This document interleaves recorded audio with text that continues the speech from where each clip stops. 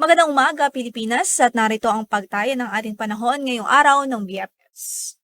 Amihan ng Northeast Monsoon ang umiiral sa dulong Hilagang Luzon, pero sa kasalukuyan ay wala po itong gaanong epekto o significant impact doon dahil mga pulo-pulo at mahihinang mga pag-ulan lamang ang maaaring maranasan ng ating mga kababayan sa Batanes at Babuyan Islands.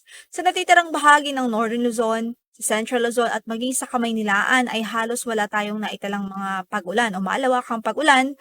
Malinis at maaliwalas ang ating papawirin sa ngayon at inaasahang magpapatuloy yan sa mga susunod na oras at maging sa araw na ito. Samantala sa silangang bahagi ng Southern Luzon at sa natitirang bahagi pa ng Visayas, ilang bahagi ng Kabisayaan at ilang mga parte ng Mindanao ay may mga naitalaho tayong mga pag-ulan na dulot ng mga isolated thunderstorms.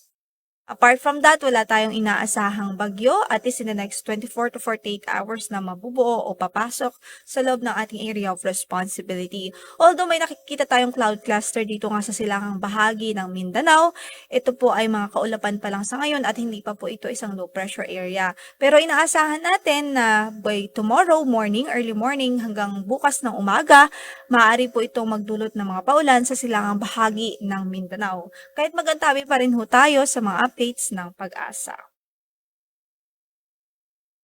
Sa pagtayo ng ating panahon, inaasahan pa rin ang isolated light rains sa Batanes at Babuyan Islands. Samantala, sa natitirang bahagi ng Luzon landmass ay bahagyang maulap hanggang sa maulap pa rin ang ating papawirin.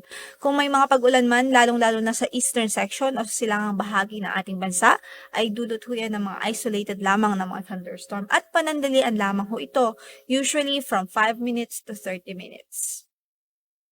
Sa Tugigaraw ay 24 to 32 degrees Celsius ang ating magiging agwat ng temperatura. Mababa pa rin sa Baguio from 14 to 26 degrees Celsius. 24 to 31 naman sa Laoag City. Sa Kamaynilaan ay 23 to 32 degrees Celsius. 26 to 32 sa Legazpi. At gayon din ho sa Puerto Princesa habang 25 to 32 sa Kalayaan Islands.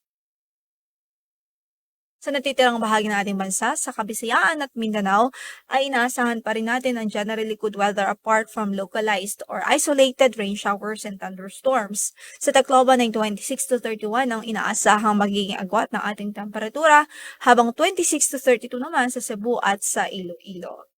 Sa Davao ay 26 to 33, 23 to 32 sa Cagayan de Oro at 24 to 34 sa Zamboanga Peninsula o sa Zamboanga City.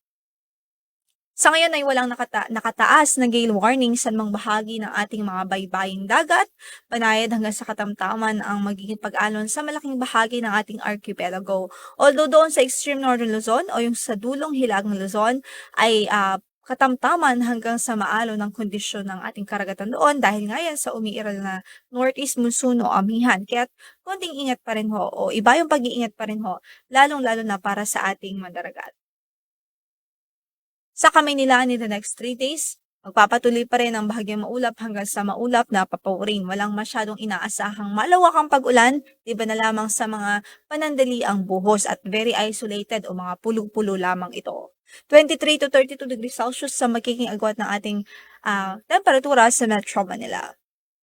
Sa Baguio City naman hanggang bukas magpapatuloy pa rin ang magandang panahon habang pagdating ng Linggo at Lunes, posibleng makaranas sa mga isolated o pulo-pulong mahinang mga pagulan ang ating mga kababayan sa Baguio City dahil sa pag-iral ng amihan o inaasahan nating surge o pagbuso ng amihan na pwede pong umabot at makaapekto at maranasan sa Baguio City.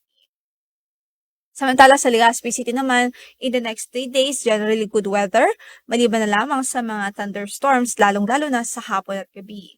26 to 32 degrees Celsius ang inaasahang magiging agwat ng ating temperatura. Sa Metro Cebu naman ay 25 to 32 ang inaasahang temperature range habang sa pagtayo ng panahon, mga thunderstorm din ang maaaring magpaulan, lalong-lalo na sa hapon at gabi. Sa Metro Davao ay bahagyang maulap hanggang sa maulap pa rin ang ating papawirin at walang inaasahang malawakang pag-ulan sa ngayon. 25 to 33 degrees Celsius ang magiging agwat ng ating temperatura sa Davao City.